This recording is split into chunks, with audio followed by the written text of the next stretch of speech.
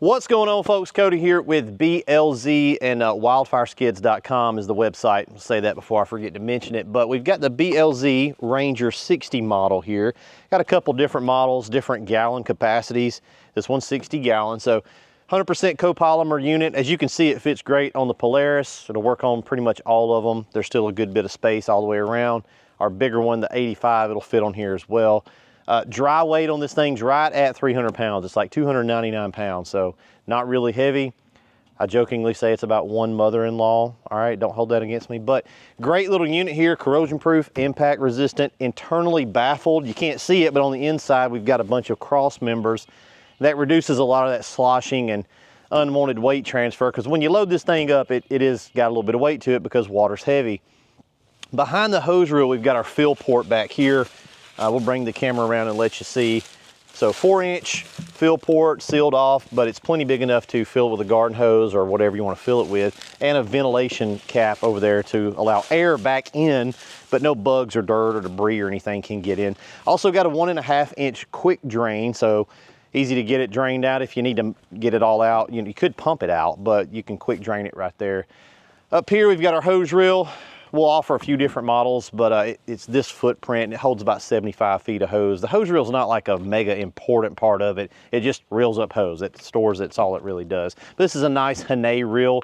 We also make our own reels, so sometimes we'll put those on there. But we like the Hane as well. It's a good product.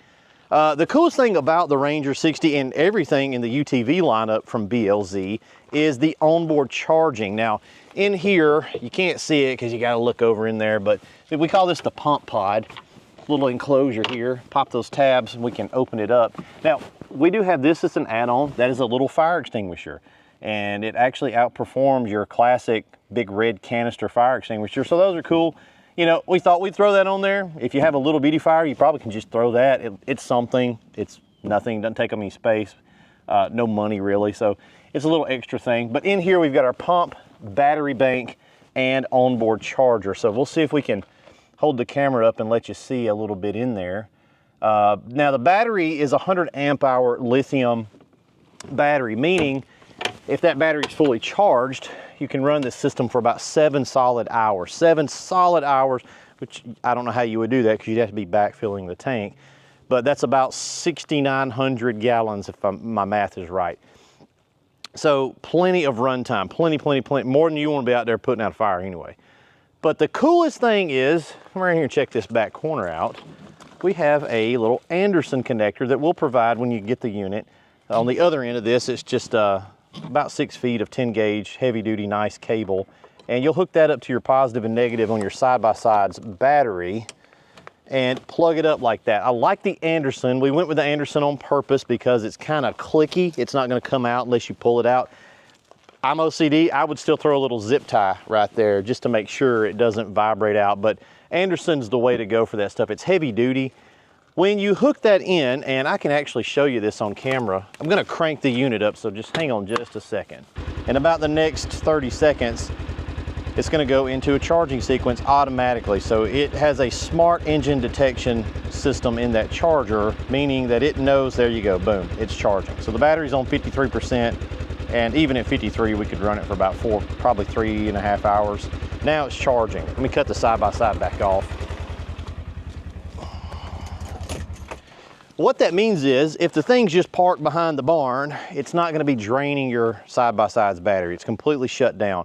When you crank it, it starts charging. So what we would recommend is charge it 100% when you first get it. We've played with this one and ran the battery down a little bit, but if we just sit here and let it idle, it would go back to 100%. We call that the FightFinity system. It's really cool. It's kind of a catchy name. I like the name I came up with it. Frankly, I think it's a great name. But with that system in place, you never have to plug it up. There's no gas, there's no oil changes, there's really no maintenance. Now the pump itself is rebuildable. You can rebuild that instead of having to throw the whole pump away. We sell a kit, rebuild it.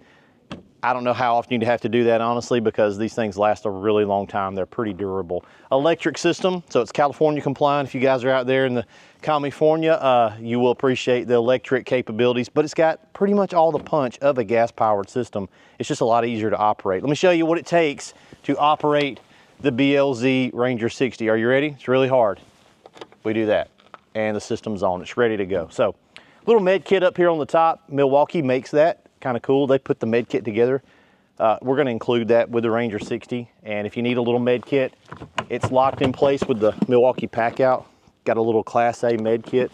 You know, if you're a fire department and you got this and you're at the football game on Friday night, probably not going to be a fire to put out. Could be. Somebody could throw a cigarette or a cigar in a trash can, pull it up, take care of it, or a boo-boo. We got Hello Kitty Band-Aids in there.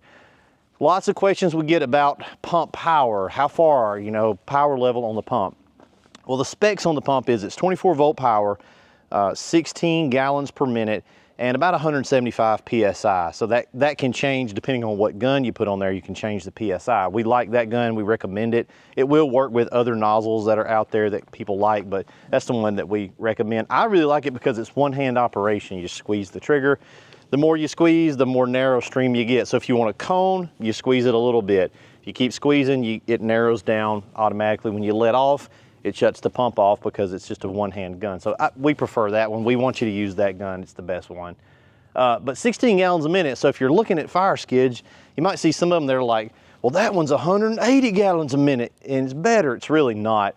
They're about the same punch level. So we have manufactured this and then took it and let about 50 firefighters at this point play with this unit, and every one of them, they pull the trigger and they're like, that's the same power level as the one we have on the old one that's wore out, that's gas powered. So you really can't tell the difference. It's the same Mike Tyson effect in the field. And we're gonna show you that right now.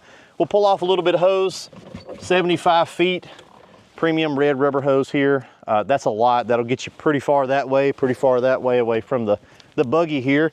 So what we're gonna simulate here is, this is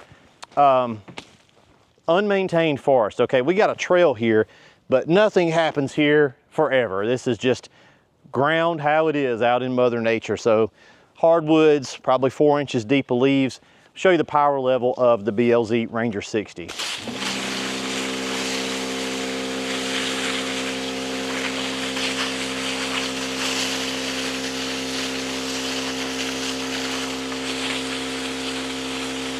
And shoot way over there. We'll hit this tree right here.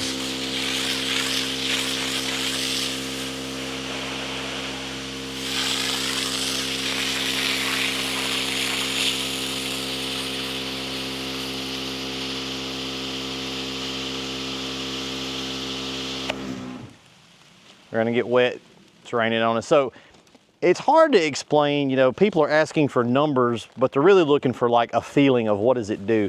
As you can see, we're able to knock that back to bare ground. Now we don't have any fire foam in the tank right now, but it is compatible with all of your Class A fire foams out there, batch mixed in. It's basically a fire retardant surfactant, and it's gonna foam and froth all that up if we had some in there. Vertically, we can get about 3 to 4 stories. You can pretty safely call it 4 stories. So I don't know if you're spraying up a tree, you know, lightning hits, you can get pretty far up there, 4 stories. Out this way, it's about 65 plus or minus feet. We test all these things in a building. We can verify that about 65 feet or a little bit better. But again, plenty of power out here on the ground.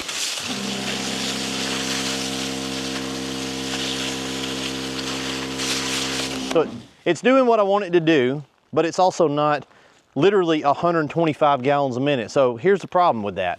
If you're running one of those systems, well, you only got a 60-gallon tank, so you got about 39 seconds of run time. Well, what good does that do me? What I'd like to do is get the punch, but be more surgical about it. That way I can put fire foam and water where I need it, when I need it. I can stay out there a lot longer, cover a lot more area before I got to run back and fill up. Now you're gonna have to fill up at some point, but the more we can maximize that capability out in the field, you're not just constantly running out of water. So that's what we love about the Ranger 60 and the BLZ Redline pump. It's pretty awesome for this. Guys, check out the links down below. Thanks for watching the video, and we'll see you in the next one. Peace out.